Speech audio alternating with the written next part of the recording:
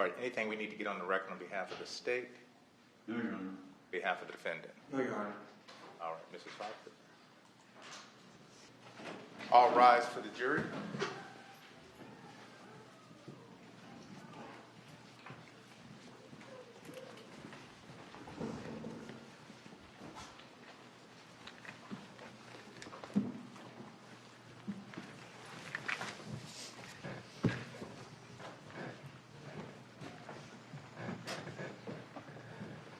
All right, be seated, ladies and gentlemen. At this time, we will continue with the direct examination. May I inquire? Thank you, Your Honor. Okay, Ms. Simon, before we keep moving down the lab, I want to talk about these likelihood ratios a little bit more because I think that's something that some of us may struggle with a little bit. Is there any kind of example that you can give us to help us understand that likelihood ratio? Yes. So basically what a likelihood ratio is that it's two probabilities that divided give a numerical value for the strength for one scenario versus the other. So for example, you could have the lottery and the outcome would be winning the lottery. So your two scenarios might be that you purchase the ticket for the lottery on a Monday or you purchase the ticket for the lottery on a Tuesday. So if I told you you were 10 times more likely to win the lottery if you bought the ticket on a Monday versus then if you bought it on a Tuesday, you might be more likely to purchase the ticket on a Monday. So within the context of this case, we're saying the outcome is being a contributor to the DNA profile and that it's so many times more likely if they're a contributor than if they're not a contributor. So, for example, using that lottery example, you had said, and connecting it to this, you had said on the curling iron and the cord, that was the likelihood, it is at least 20.5 billion times more likely if the profile originated from Rachael Anderson, Anthony Pardon, and one unknown unrelated individual. So you're saying that 20.5 billion times would be like you're 10 times more likely on a Monday? Yes. So it would be the difference between, like if you told me I was 20.5 billion times more likely to win the lottery. Yes. I'd probably buy a ticket. Yes. I'd probably buy a lot of tickets. Okay. All right. Thank you for that. I think that helps a little bit. Moving down to the next item on State's Exhibit U1, I think that you tested the iron and the cord swabs. And when we say iron, not curling iron, the actual for your clothing, right? Yes. What results, if any, did you get from there?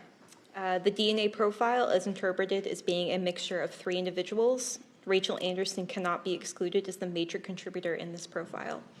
Okay. And were you able to eliminate people? Yes. Okay. Who did you eliminate? Anthony Pardon and Anthony Sleet can be excluded as the major contributor in this profile.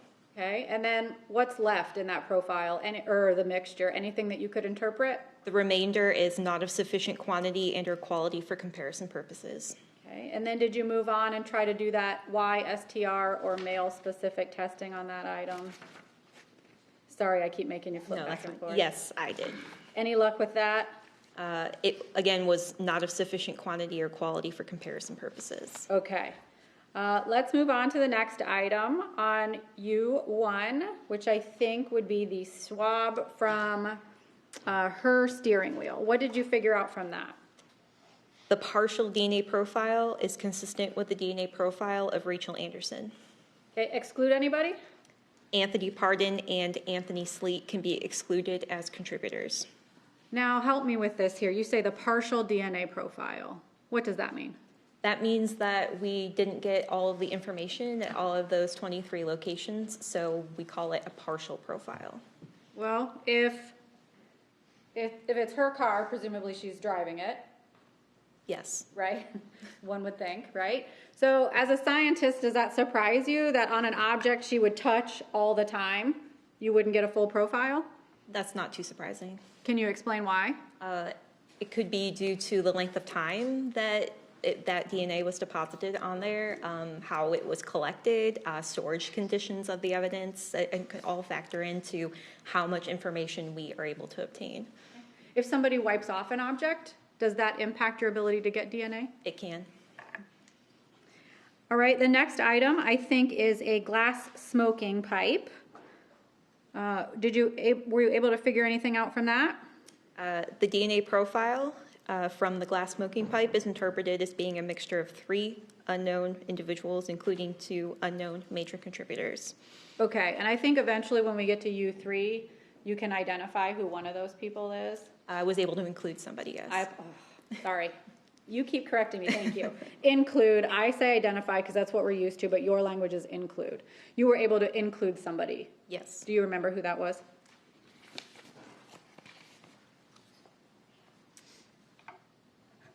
So Jonathan Kennedy cannot be excluded as a contributor to the major component in this profile. And to be fair, we just said include, but you said cannot exclude. So are include and cannot exclude the same thing for you? Yes. Okay. I just want to make sure. And then, if I read everything right, you were able to eliminate everybody else. So, Rachael Anderson, Anthony Pardon, Anthony Sleep, Bernita Anderson, Deborah Pardon, and John Anderson. Yes. And that's in U1 and U3. Yes. Okay. And how about the rest of that mixture? Could you interpret anything else from that? The remainder of the mixture is not of sufficient quantity and or quality for comparison purposes. All right. So again, we have a situation where it just doesn't have enough information for you to interpret. That's correct. Okay, let's move to the next item at the bottom of page 3 of U1. What did you test there? Because I think we have 2 different items there. The DNA profile from the sperm fraction of 007A1. Which I think is the inner thighs and pelvic area, if you want to double check me. Yes. Okay, I'm going to stop you there. You said sperm fraction. Yes. What does that mean? So during the extraction process, we have a procedure to try and separate out sperm cells from any kind of female epithelial cells that could be in the sample. So when we're talking about the sperm fraction, that is the fraction that we would likely obtain the sperm cells. And is that kind of where you're looking more at the male DNA, or was this in more traditional testing? This would be where we're trying to separate out those male sperm cells. Okay. And for the male sperm cells, okay, so first of all, are you saying that those existed on her inner thigh and pelvic area swabs? No. Okay, so tell me more about that. So we call it a sperm fraction just to label it as the fraction where we would expect to find sperm, but that doesn't necessarily mean there will be sperm in that sample. Had you identified male DNA in this area?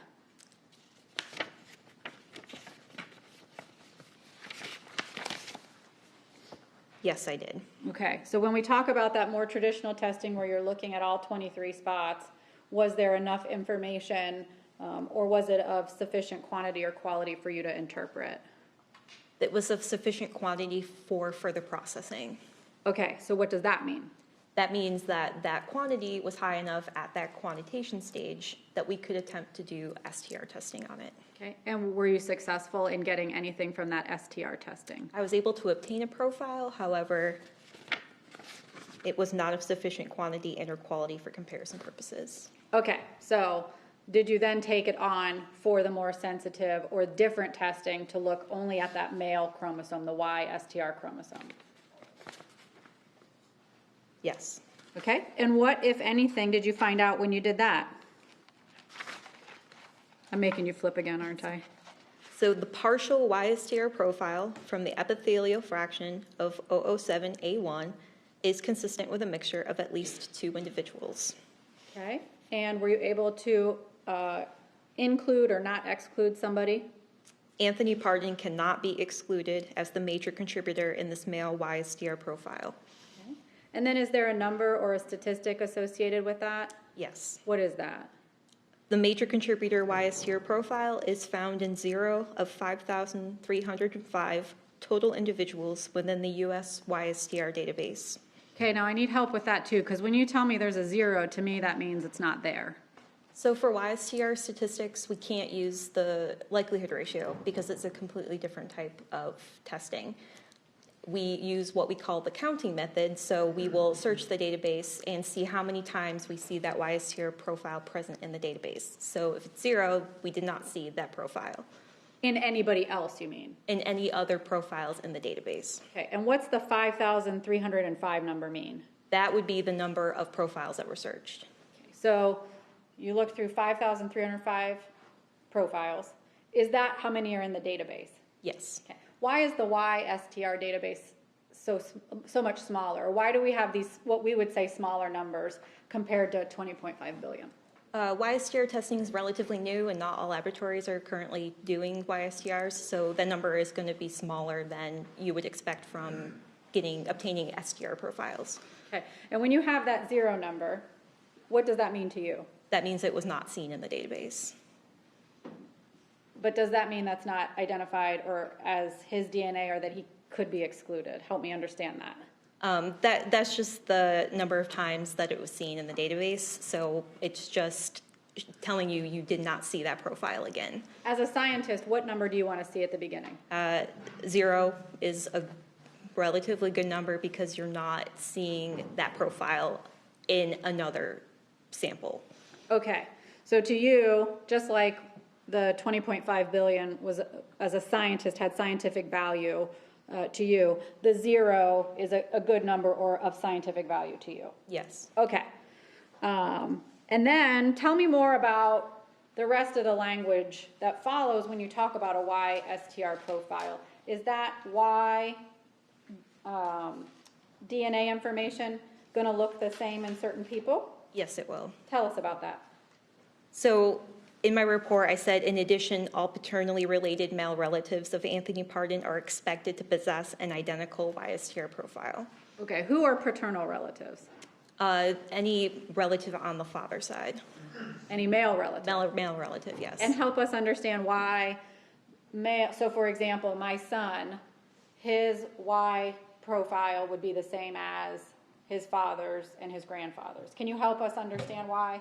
That Y chromosome is inherited intact from father to son, so it should be an identical profile. Okay, and so that's what that language means? Yes. Okay, and so just so we're clear, when you did the initial, more traditional or STR testing on her inner thigh and pelvic area, not of sufficient quantity and quality. Yes. So then that's when you move on to the male testing, and that's when you say Anthony Pardon cannot be excluded. Yes, as the major contributor. And can you help us, is this a situation where, let me rephrase that. When you're swabbing from her body, the inner thigh and pelvic area, is this an area where you had previously told us that Y testing would be more valuable or could be helpful? I believe I said it was yes for further DNA analysis. So we would have attempted STRs, and if we didn't get an interpretable profile, would have attempted to try YSTR testing.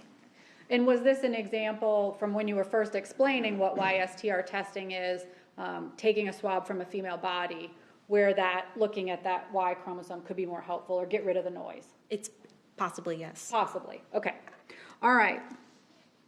I think at the bottom, going back to the bottom of page 3 of U1 there, we also have another item. I think it is the swab of the interior front driver handle from Rachel's car. Did you also take a look at that? Yes, I did. And what, if anything, did you figure out from that? That was not of sufficient quantity and or quality for comparison purposes. Okay, so again, similar to the steering wheel, presumably if I'm driving my car, I'm touching the door handle a lot. Is it possible for me to touch the door handle a lot and you not get a profile? Yes.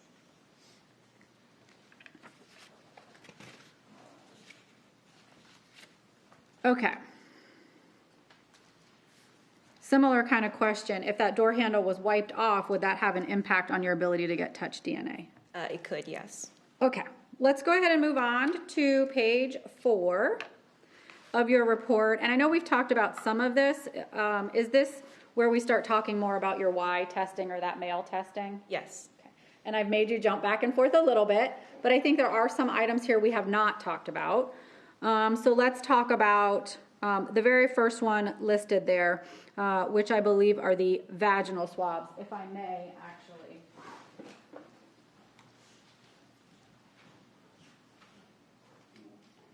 May I approach her? You may.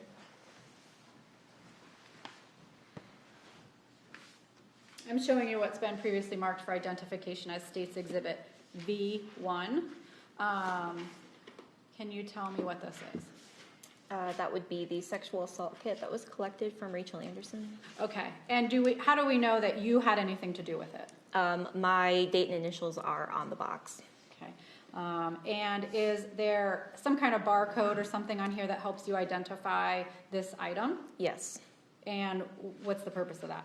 That is to track the electronic chain of custody. Okay, and is this where the vaginal swabs that you're referencing in State's Exhibit U1 would have come from? Yes. Okay.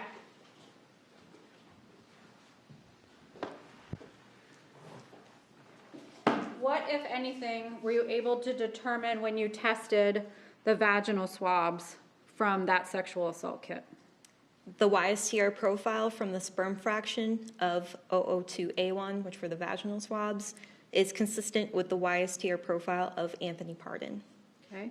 Do we have the same kind of number there, statistics? Yes. The same 0 and 5,305? Yes. And again, to you, that's what you mean by cannot be excluded? Am I mixing those up? The statistic is to support the inclusion. Okay, and the 0 is a number that you want to see as a scientist? Yes. Okay, and again, in every one of these, when we talk about why testing, will every one of your results contain that same language about paternal relatives? Yes. Okay. Because to be fair, so if my son did something or committed a crime and you found a YSTR that was consistent with his, you couldn't say that my husband didn't do it.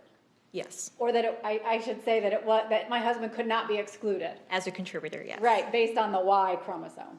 Yes. And equally so, my husband's father could not be excluded as a contributor to the Y. Yes. Okay, but it's not as though Mr. O'Brien and my son would have the same YSTR. It has to be in that line, family line. Yeah. We would expect to see identical profiles between the paternal male relatives. The only way to conclusively exclude one of those relatives would be to have a reference standard from them and to do a direct comparison. Okay, but we're talking about family. Yes. All right, so you said the sperm fraction of that vaginal swab was consistent with the defendant's YSTR profile. Did you draw any other conclusions from those vaginal swabs? Anthony Sleet can be excluded as a contributor. Okay, and how about the other, was there another portion of those swabs that you could test? Because you said the sperm fraction. Was there another portion that you could test?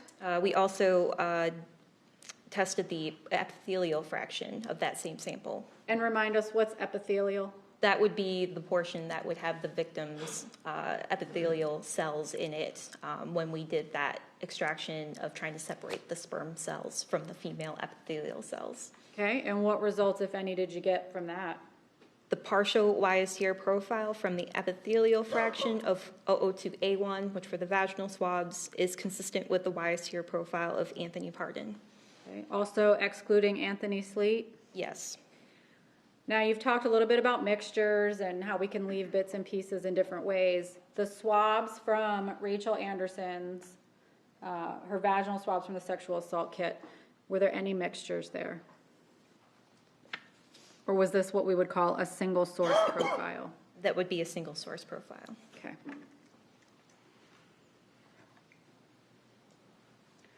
Next up, I think on the YSTR, you also took a look at her right wrist swab.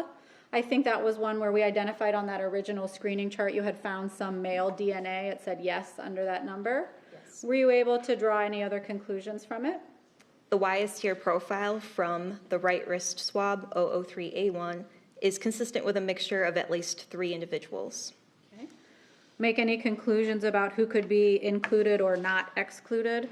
Anthony Pardon cannot be excluded as the major contributor in this male YSTR profile. Same kind of numbers and the same kind of information about his paternal line? Yes. Were you able to exclude anybody? Anthony Sleet can be excluded as a major contributor in this male YSTR profile. Okay, and then how about, you had talked about major, how the defendant was or could not be excluded from the major. Could you draw any information from the minor part of that profile? The minor component YSTR profile is not of sufficient quantity and or quality for comparison purposes. Okay. And when you're saying that on all of these, is that, if I understood your testimony before, that means that You sent it through, you tried to look at it, you tried to interpret it, and it just didn't meet the lab standards for interpretation. Yes. Okay. I think we already talked about the next item, which was the inner thigh and pelvic area. I think I failed to ask on the inner thigh and pelvic area if you were able to exclude anybody. Yes. Who could you exclude? Anthony Sleet can be excluded as the major contributor in this male YSTR profile. Okay. And I think we have some other items.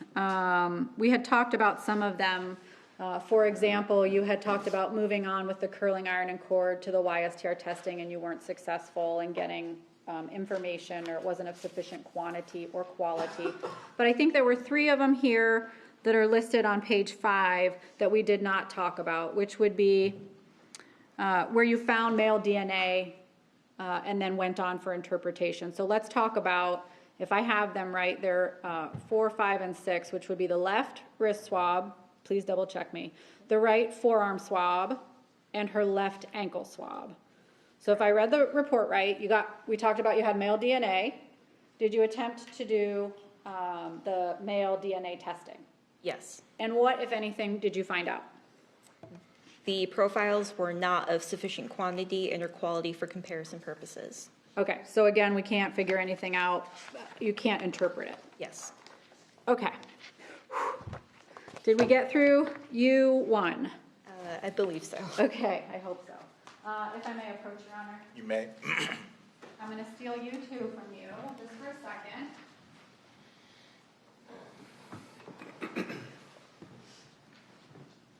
Okay. I'm sorry, Your Honor, permission. You may. I just did it. All right, so when we look at State's Exhibit U2, we see the similar header. What's the date of request on this one? That would be February 20th of 2018. You know, and I should have asked you at the end of your last, at U1, at the bottom on that last page, do we have a date? I'm showing it on U2, which is 7/14/18. On U2, what does that date mean? The date of completion would be the date that the report was issued to the detective, and on U1, it's March 12th of 2018. Okay, so we saw that initial date of January 31st, and we talked about the suspect information you don't always have. And then at the end, you have March 14th, you said? The March 12th. Ugh, March 12th, sorry about that.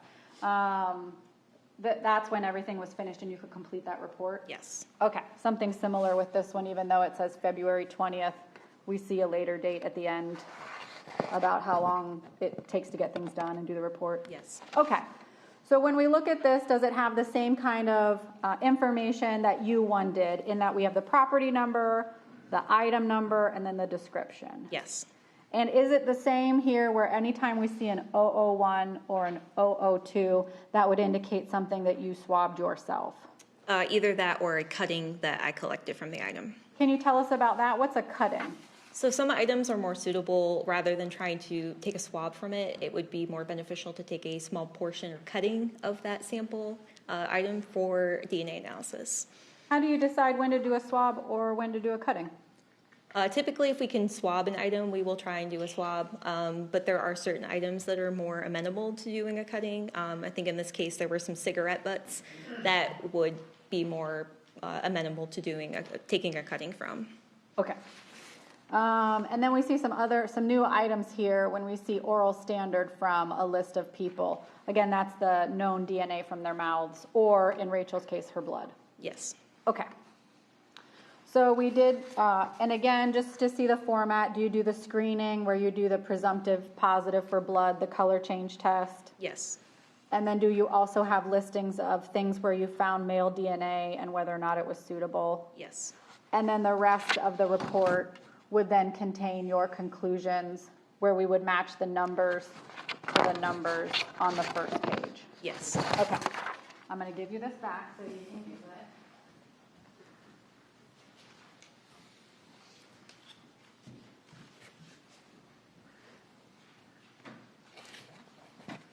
When you did the screening, when you're looking for any kind of biological material, you had told us semen, blood, and was there another one I missed? Semen and blood are the two that we have presumptive Okay. tests for. When you do presumptive positives. Did you find anything that was presumptive positive for blood? Yes, I did. Which items were those? That would be the stain swabs from the bedroom floor Okay. and the power strip with staining. Okay. And then did you test 2 other items and get a negative result? Yes, I did. What were those items? The holster with belt clip and the knife. The knife. Okay, let's see. May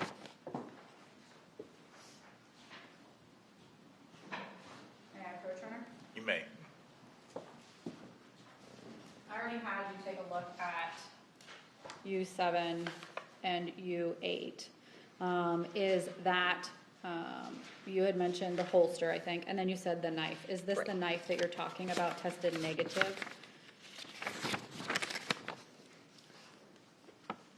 Yes. Okay. Permission to publish, Your Honor? You may. We have U7, just for frame of reference. Does it have the same identifying information down here that you had explained in the other photographs? Yes, it does. Who took this photo? I took it.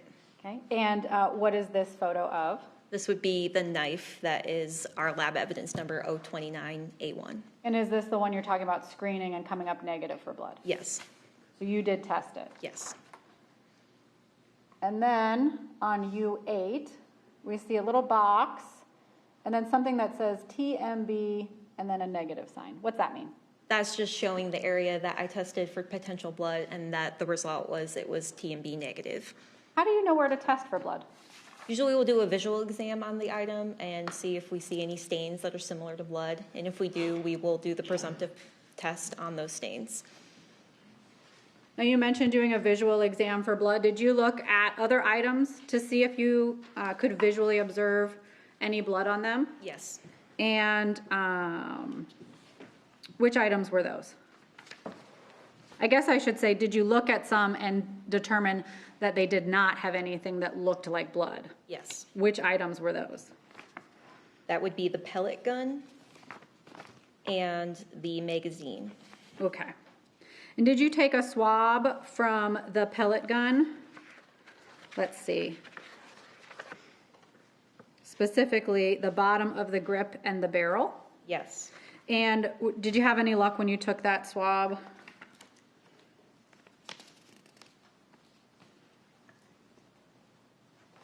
You mean for potential blood? No, when I'm talking about moving it on for any kind of analysis or the possibility of DNA testing.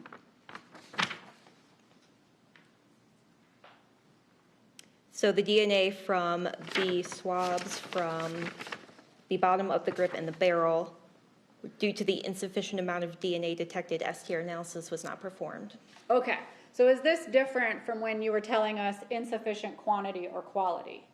This would be similar. In this case, it's insufficient amount, so the quantity was not enough to perform STR analysis. Okay, so when you're going through the 4 steps, you can tell this doesn't have enough DNA for me to even do anything with. Yes. Okay, let's move on through, I think we're going to include some of the male screening as we go through the items themselves. So if it's okay with you, let's go ahead and move on to page 3 where we go through the items themselves.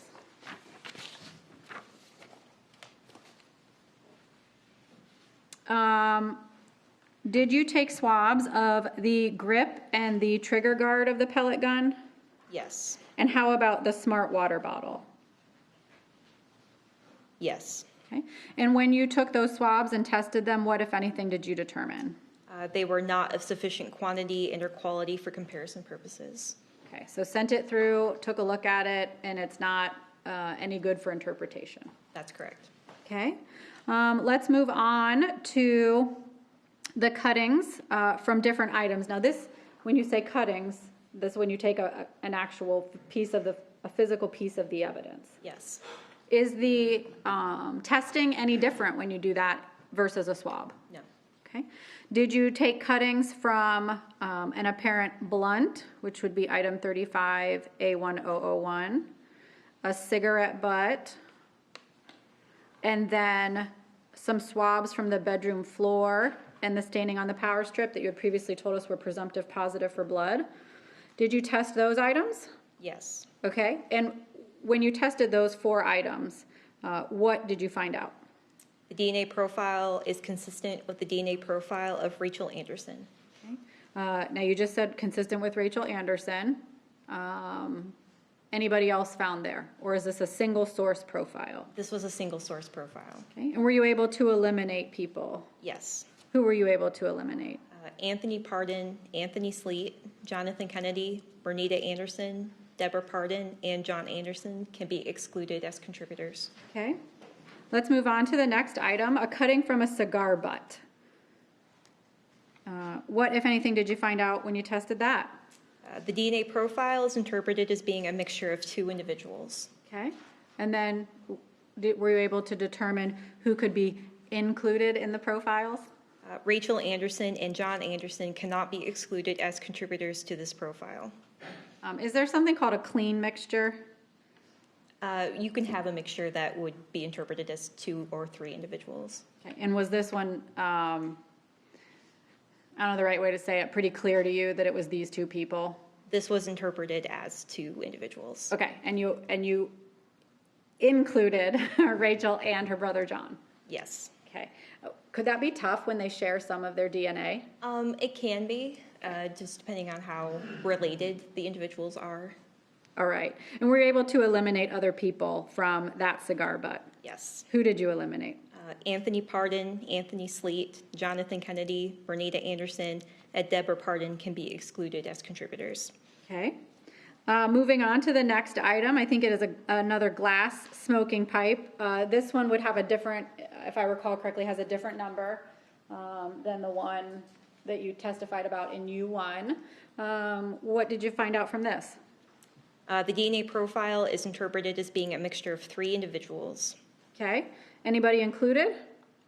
Rachael Anderson and Jonathan Kennedy cannot be excluded as contributors to the major component in this profile. Okay. Did you eliminate anybody? Anthony Pardon, Anthony Sleet, Bernita Anderson, Deborah Pardon, and John Anderson can be excluded as contributors to the major component in this profile. Okay. And could you make any conclusions about the remainder of the mixture? The remainder of the mixture is not of sufficient quantity and or quality for comparison purposes. Okay. We have some cuttings and swabs from a bathrobe. Can you tell us what you found out when you looked at this bathrobe? The DNA profile from the sperm fraction of O45A1001 and O45A1002, which were cuttings from the bathrobe, is consistent with the DNA profile of John Anderson. Okay. Eliminate people? Rachael Anderson, Anthony Pardon, Anthony Sleet, Jonathan Kennedy, Bernita Anderson, and Deborah Pardon can be excluded as contributors. Okay. Next up, I think we have a swab from her bathroom, from her bathroom faucet handle. Had there been, if you look back at your screening, had there been male DNA detected there? Yes. Okay. And what, if anything, did you determine when you looked at the swab from her bathroom faucet handle? The DNA profile is interpreted as being a mixture of 2 individuals. And then Rachael Anderson and John Anderson cannot be excluded as contributors to this profile. Okay. Similar to that one, I think it was a cigarette butt or cigar, maybe a cigar butt. You got 2 people and they cannot be excluded. Again, you don't use match language, but that's your way of including them. Include equals cannot exclude, right? Correct. Sometimes I get twisted around with that, so I got to make sure. Did you eliminate anybody? Anthony Pardon, Anthony Sleet, Jonathan Kennedy, Bernita Anderson, and Deborah Pardon can be excluded as contributors. Okay. And then moving on, did you have some items where you did that looking at only the male DNA testing? Yes. Okay. And one was one of those, that bathrobe we already heard about that had John Anderson's DNA on it? Yes. And was there another area, so you talked about two areas, a cutting and a swab, I think, and now you have another swab. What, if anything, did you find out from this? The partial YSTR profile from the sperm fraction is consistent with a mixture of at least 3 individuals. Okay, and who is included in that? John Anderson cannot be excluded as the contributor of the major component in this male YSTR profile. Okay, you had some other male profiles. Were you able to do anything with them? The minor YSTR profile is not of sufficient quantity and or quality for comparison purposes. Okay, and were you able to eliminate anybody? Anthony Pardon, Anthony Sleet, and Jonathan Kennedy can be excluded as the contributor of the major component in this male YSTR profile. Okay, if you would go back to the male screening part of your report on that first page of U2, I'm sorry, second page it would be. If you take a look at item 052A1, I think that is a swab from the bedroom closet door. Yes. Can you tell us what the result was regarding male DNA?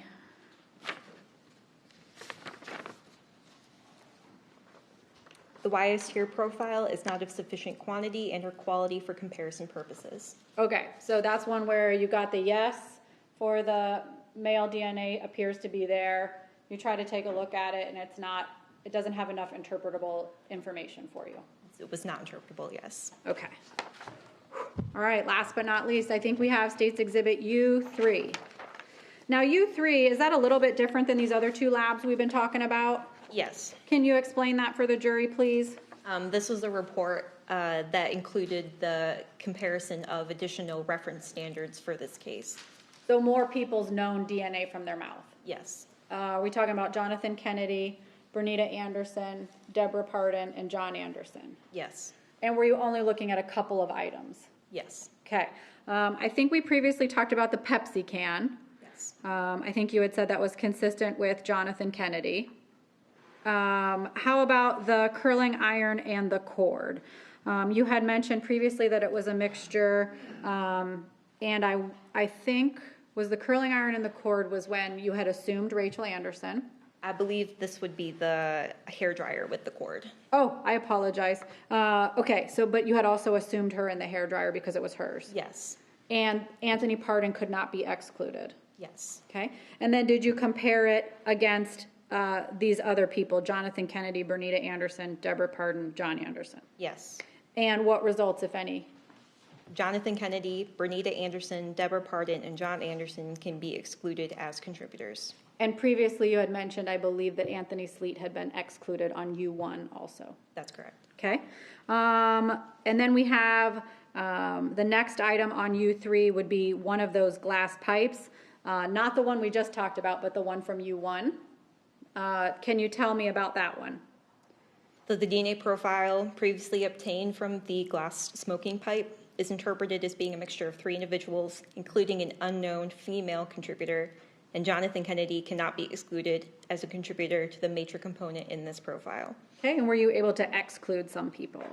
Bernita Anderson, Deborah Pardon, and John Anderson can be excluded as contributors to the major component in this profile. Okay. And if I remember correctly, when you took a look at State's Exhibit U1, at that point you had the known DNA of a man named Anthony Sleet. And correct me if I'm wrong, but he was excluded from everything. Yes. Okay.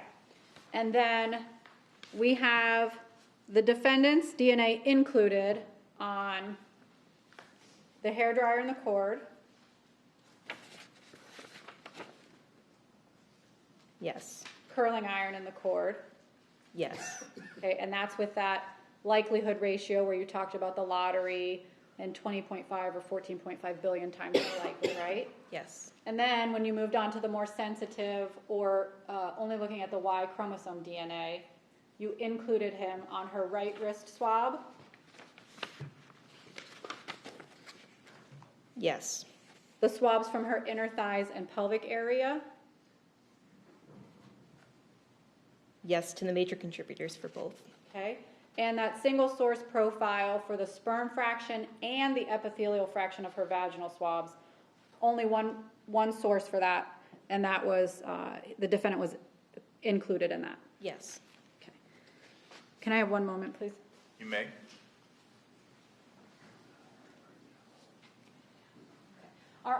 opinions that you've given today to a reasonable degree of scientific certainty? Yes. Thank you, Your Honor. Nothing further. Thank you, Ms. Rush. Cross-examination? Thank you, Your Honor.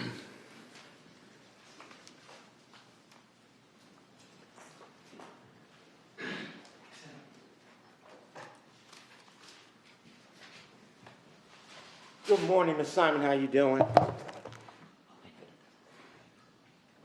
Okay. Good morning. How you doing? Good morning. My name is Larry Thomas. I want to ask you a couple questions. Okay.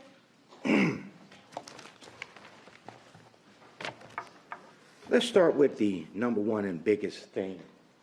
You conducted some DNA testing, is that correct? Yes. And so could you tell the ladies and gentlemen of the jury, did you find any of Anthony Parton's sperm doing any of your testing? I believe I did not find spermatozoa on any of the items that I tested. So tell them what that means. None of Anthony Parton's sperm was inside of Rachel, on Rachel, or anything else. Is that correct? The only spermatozoa that was found would be on the bathrobe, and that was consistent with John Anderson. Okay, so my question is, so the jury's clear, none of Anthony Parton's sperm was found on Rachael Anderson on her body, inside or out. Is that correct? I did not find any spermatozoa on the items that I included Anthony Parton in. Miss Simon, you don't want to say that you didn't find none of Anthony Parton's sperm? You don't want to say that? You don't want to say that? Well, I didn't find spermatozoa on the items that I included him as a contributor. Okay. So let me ask you what your job is. Because jury needs to know what perspective you're coming from. Do you work for the Columbus Police Department? Yes, I do. And when you are doing this scientific testing, are you trying to be neutral or are you trying to be an agent of the Columbus Police Department? We are neutral. So do you do the testing regardless of what the outcome would be? Yes.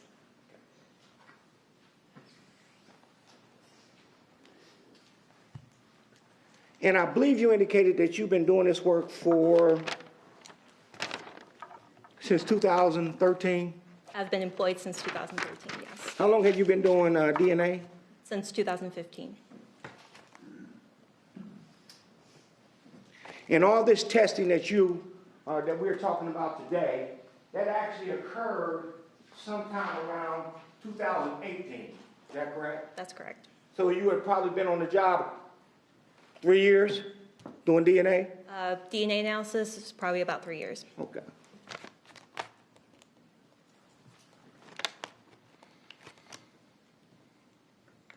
So when members of the jury see a report that says sperm fraction, that's not sperm, is it? Not necessarily, no. Not necessarily, or is it not? That would require further examination of the evidence. Okay. So when they use the term sperm fraction, so that we're clear, what does that mean? That would mean that would be the fraction of that sample that we would expect if there are sperm cells present, that would be where they would be found.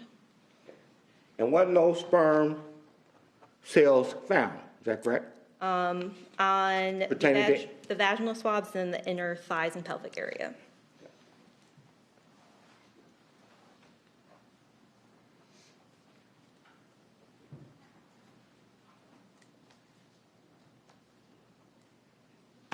But yet, for DNA scientists, they use the term sperm fraction.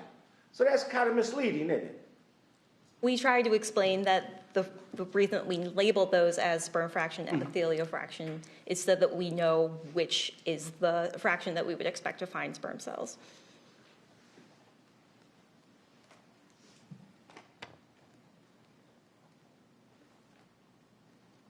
So when you found skin cells in this case, would that come from DNA? I mean, would that come from touch DNA? The DNA could potentially have come from skin cells. However, I can't say where exactly that DNA came from. So when you were doing this and you're saying that you found certain DNA or certain profiles, etc., you can't tell the members of the jury where that came from? No.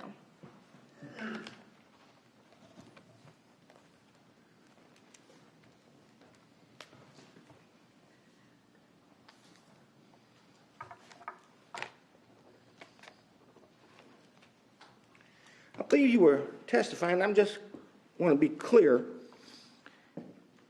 Is touch DNA and the science surrounding touch DNA, is that a relatively new subject, or?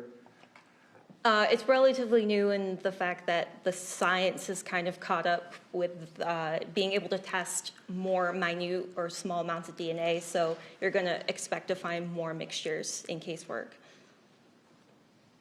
So you're saying that the technology surrounding the touch DNA is getting better and better, is that correct? Yes. But the touch DNA itself and testing objects for that, that's been around a long time, hasn't it? Yes.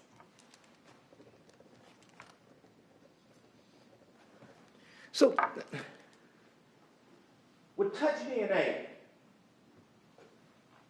is that easily transferable?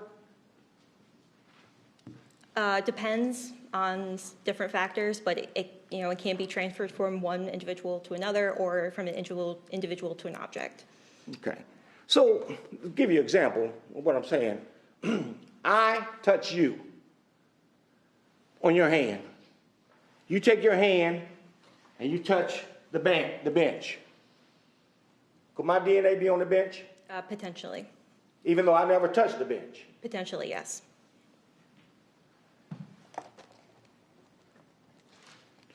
So, DNA could be present even though I've never been in that vicinity. Is that correct? Possibly, yes.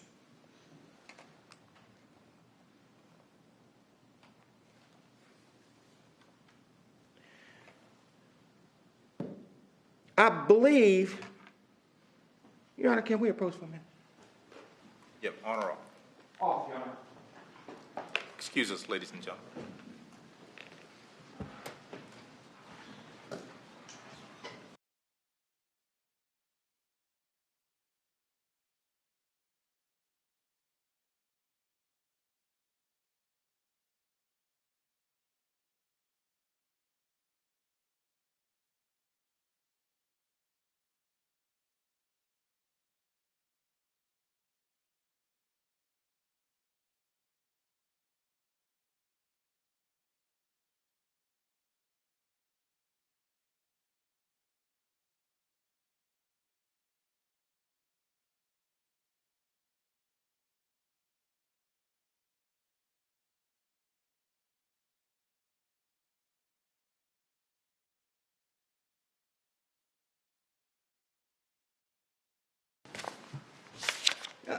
Ms. Simon, you were asked about certain conditions, et cetera, that can affect the quality of DNA. Let me ask you this. Contamination.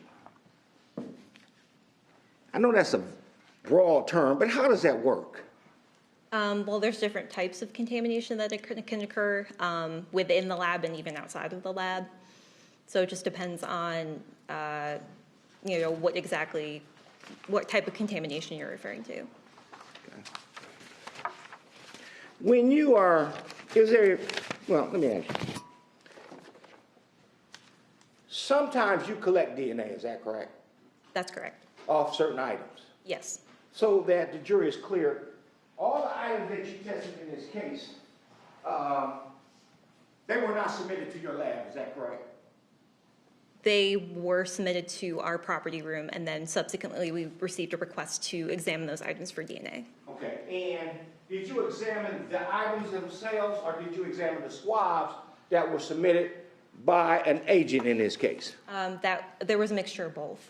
Okay, and I believe you explained to Ms. Rouse that we know which ones that you actually did based on your report because of the 00 numbers at the end. Is that correct? That's correct. Now, going back to the contamination, when these items are collected, would you expect that the items to be put together? Do you understand what I mean? Yeah, I do. That would depend on who actually collected the evidence and how they packaged it. Okay, let me give you an example. If I may use the Elmo Yana. You may. Let's show you what's been already identified as State Exhibit U5.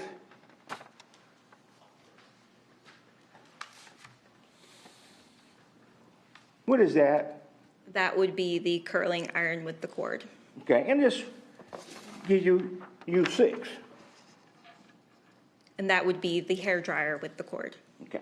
Now, if there's touch DNA on these particular items, would you expect these items to be collected together? They could, again, it just depends on how they were collected at the scene. They could be packaged together, or they could be packaged separately. And is there a harm in packaging them together? Depends on the item and what might potentially be on the item. It's always best practice to try and keep things separate, but sometimes they're packaged together. Tell the members of the jury, what's the possibility of happening when you do package those two items together with the touch DNA? If you package two items together and you don't have any separation between them, it's possible they could transfer between the items themselves. And you tested the swabs that were taken from these items, is that correct? Yes, And for some reason, did you get results? I did.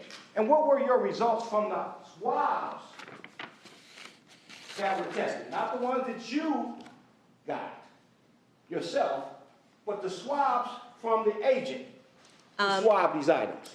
The only swabs I tested were the ones I collected myself. Okay. So let me make sure I understand. The agent at the scene took swabs. You decided that those swabs weren't going to be tested, but after these items had been packaged together and stored, you decided to take your own individual swabs. The laboratory request indicated they wanted DNA analysis on the hair dryer and the curling iron, and there was no indication that any other swabs had been collected from those items. So when I went and screened those items, I collected my own swabs for analysis. Just to make sure I understand.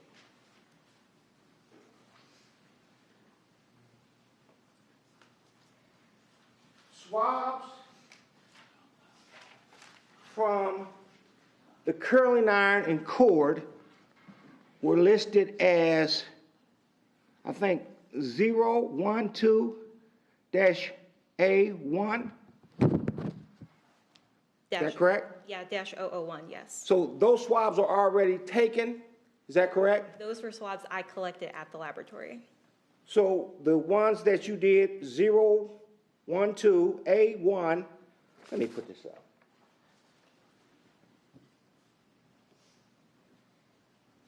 You have your reports?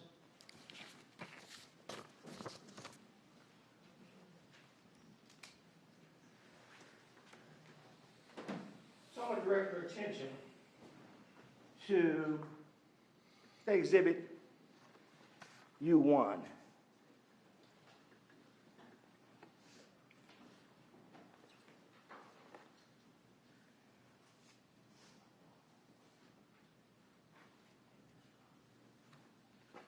And I'm going to direct your attention to, you can't see where I'm pointing, can you? Yes. Can you? Okay. So we go down to 012-A1, curling iron with cut cord. What is that? That would be the actual curling iron itself. Oh, okay, I'm over here. That would be the curling iron itself? Yes, that would be the item. And then you actually went and tested the cord. Swab of the hairdryer and cord? Yes, so for both the curling iron and the hair dryer, there was cords with those items that had appeared to have been cut, so those were both swabbed as one item. So, that I'm clear, because I have a couple questions, so let me just back up for a minute. When Detective Durst went out, and he indicated to me that he tested the cords of his dryer and his curling iron, you never got any of those swabs? Those were not on the laboratory request.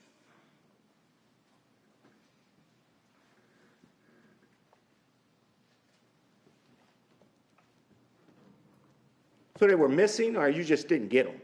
That they weren't requested for DNA. Okay. And when you say that you tested the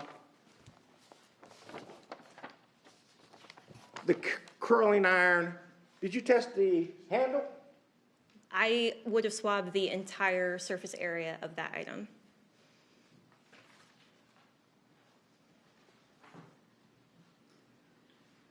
Would this be directing your attention to State Exhibit U5? Would that be the curling iron? Yes. So you swabbed the whole iron? Yes. And you can't tell us where this DNA, and I think it's touch DNA, right? On what part of this iron it was on? No. You don't know if it's a cord, handle, or any part, right? No. And you did the same thing when it came to State Exhibit U6? Yes. Couldn't say if the DNA came from the handle or the barrel of this dryer or the cord? That's correct. You just swabbed it all? Swab the entire thing, yes.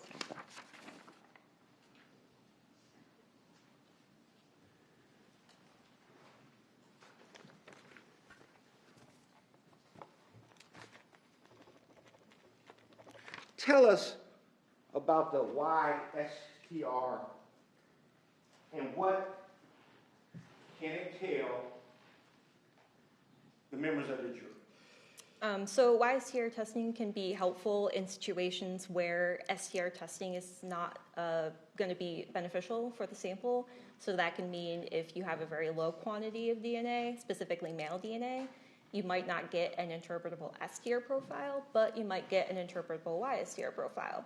Or you might have situations where you have too much female DNA and a very small amount of male DNA, and then that would mean you can target that male DNA. Okay, so by using YSTR, tell us, what's the difference between YSTR and STR? YSTR is just focusing in on the Y chromosome. Okay, so basically for a juror, for yourself, when you test and you get YSTR, all that is telling you is there's male DNA, is that correct? During the quantitation stage, we can tell if there's male DNA present. You can't use YSTR to tell who the male is, though, right? We can do comparisons if Yes. it's an interpretable profile. Okay, here's my question. Maybe you didn't hear me. When you do that, right, you cannot tell who that individual is, can you? I can make a comparison to the reference standard, so I can tell if it's consistent with the known reference, and then it would also potentially be consistent with any potential male relative, paternal male relative of that individual. Okay, so here's what you're saying, so I can interpret. You can tell, you can nail it down to a group of people, but you can't tell what individual. That's correct.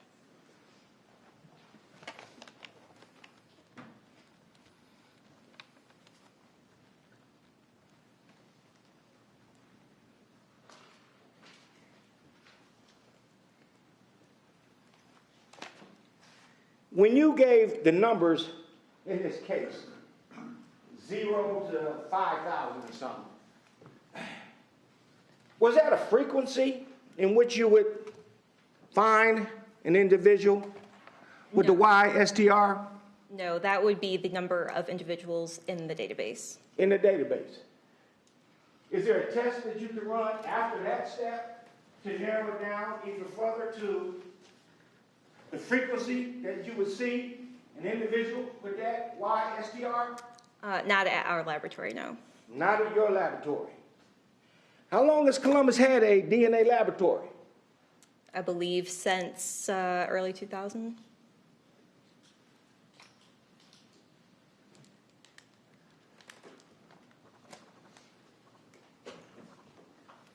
When you get those numbers, you as an expert, a scientist, know that there is that frequency test that can be run. Is that correct? For YSTRs, it's a bit different just because of the type of DNA it is. So the preferred method for reporting the statistics would be the counting method. Okay, so I guess I'm going to ask you again. Columbus doesn't have the facilities, I guess, to run the test. But as a scientist, you know that once you have the number, that you can actually take that number and run it for an actual frequency in which those profiles would actually show. Is that correct? I don't know what other laboratories report, but we report the total number of times that profile was seen in the database.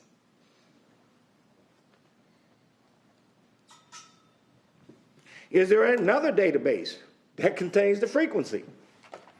I am not sure about other databases. I can only speak to the one that we use.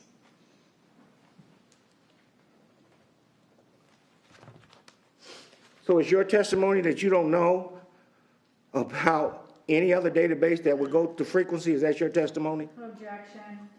Yes, please approach.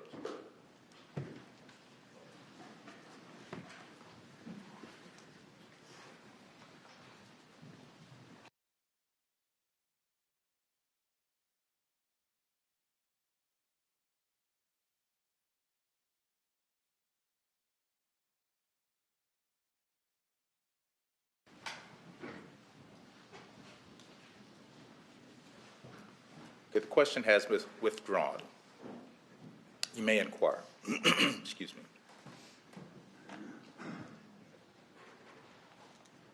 Ms. Simon, I think that you indicated that you went through a lot of training to receive your certification to be a DNA analyst. Yes, I received a lot of training at the laboratory to perform DNA testing.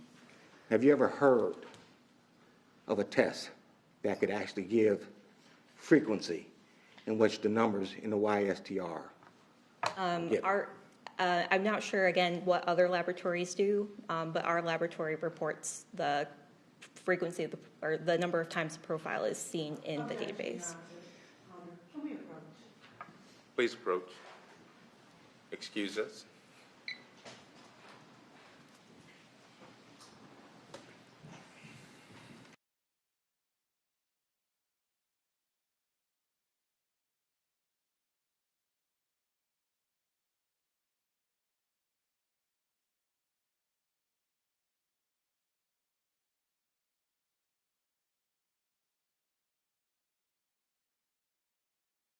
All right. Thank you once again, ladies and gentlemen, for your patience. All right, Mr. Thomas, you may inquire. Thank you, Your Honor.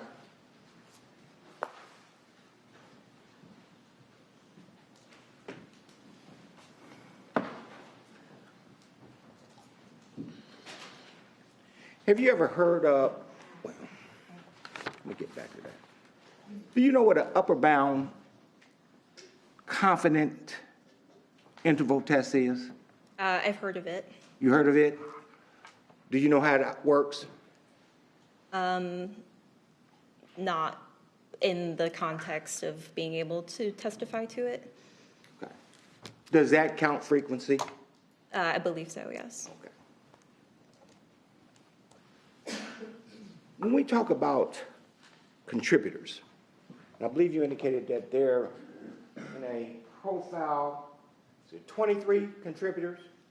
That would be the number of locations that we test. So there's a chart you use. How do you do that? Do you take a chart and have 23 areas that you look at? That would be on the profile. Yes, there would be 23 locations that we would look at. And is that for the regular standard STR? That's for STR and YSTR. Okay.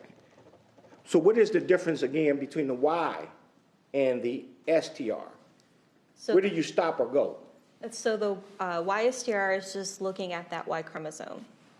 Okay.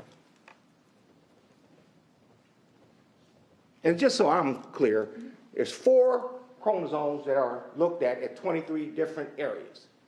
There's 23 locations on the DNA that we look at. And there's 4 chromosomes on each that you're looking for. There would be, those specific locations would show up on the profile. And when you're looking at Y only, you're just looking at 1/4 of those. We're only looking at the Y. At so the one Y, of the them. male. Yes.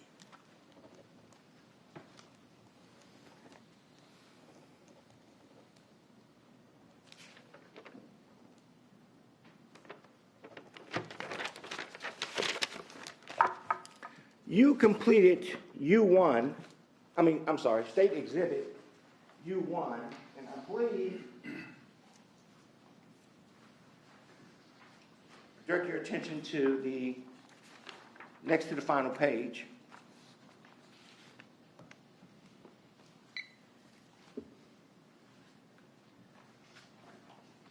That was completed, and is that March 12th of 2018? Yes. Okay. And then you were asked by the detective, or maybe not, you completed 2 more reports, is that correct? That's May I correct. approach the witness, Your Honor? You may.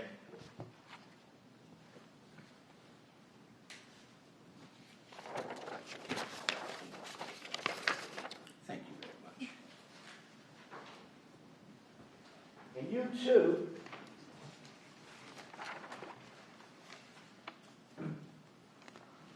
was completed July 14th. Is that correct? Yes. Now, what was asked of you between U1 and U2? May I refer to my notes? Yeah, I'm sorry, did you read it? Oh, no,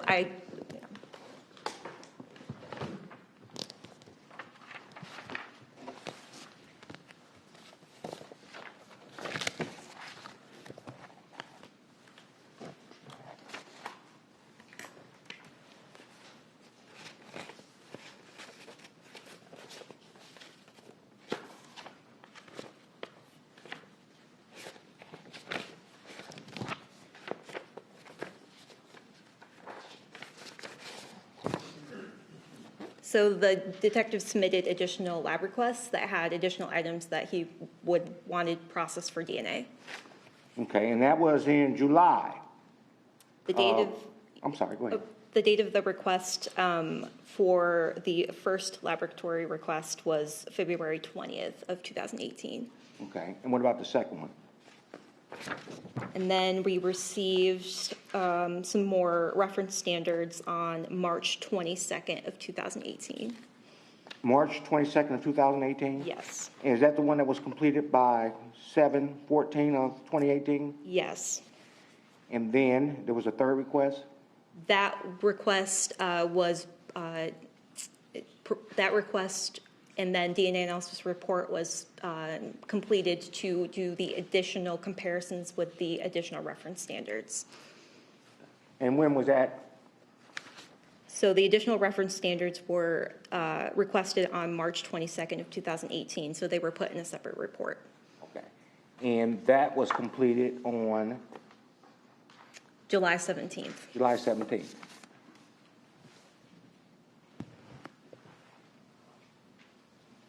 So the first report, do you know what standards you were given? You may.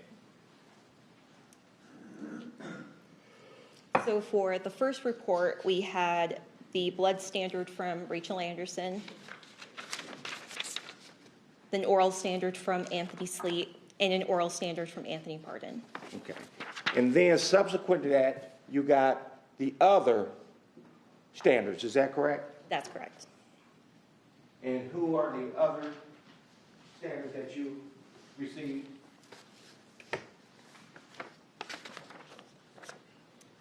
They were from Jonathan Kennedy, Bernita Anderson, Deborah Pardon, and John Anderson. Okay.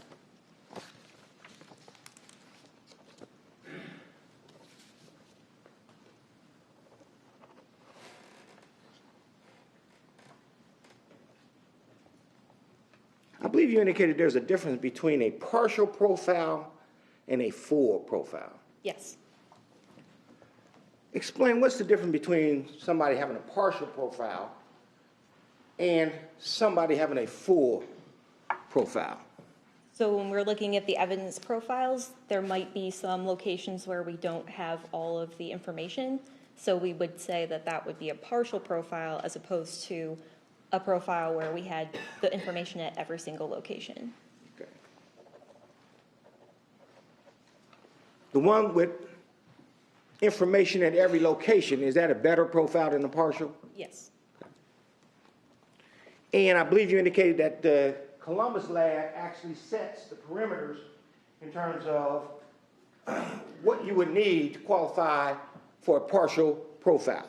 Is that correct? That's correct. Do you know what that number would be? How many? It would be considered partial if we're missing information at any of the locations.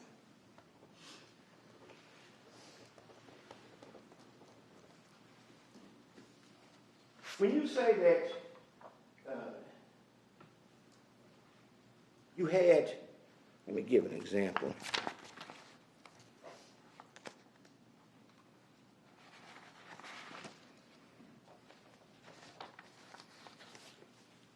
Direct your attention to item 45A1 003.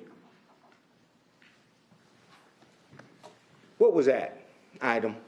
That would be swabs from staining on inner med back of the bathrobe. Okay. And it indicates that the partial YSTR profile from the sperm fraction. Again, that's not sperm, is it? Not necessarily, no. Now, I'm going to stop right there for a minute. I'm going to complete this, but is there a difference between, did you find sperm at that location? No spermatozoa were observed for that specific sample. So there was no sperm found on the robe? For that specific portion of the robe, no. Was any sperm found on the robe, period? Yes, there were. And there's a difference between sperm fraction, you already explained it doesn't mean sperm, but actual sperm, is that correct? That's correct. And in that sample of sperm that you found, was that a mixed sample? For which sample? Tell us, where did you find sperm? It would be 045A1-001, which were cutting from staining on outer front of bathrobe. And then also 045A1-002, the swab from staining on inner lower back of the bathrobe.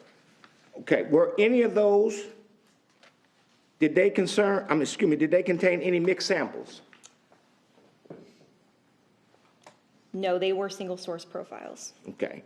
The swab on 45A1003, that was consistent, was that a mixed sample? Yes, it was. And when you say mixed sample, are you sure, looking at these items, that that is in fact a mixed sample? There's Yeah. not no shadows or something to throw you off? Was that mixture of three people? It was interpreted as a mixture of three people. So in your report, when you're talking about you observed with your eyes combinations that involved three people, that's not shadows, that's three individuals can be identified, is that correct? At least three individuals were in the mixture. However, the only interpretable portion was the major component. Okay. All right, Mr. Thomas, this may be a good place to stop. Yes, Your Honor, thank you very much. Thank you. Okay, ladies and gentlemen, at this time we're going to break for lunch. I need you back in the jury room, let's say at 1:45. Again, remember the admonitions that I've given you with respect to discussing this case among yourselves or with anyone else. Enjoy your lunch. See you back right around 1:45. All rise for the jury.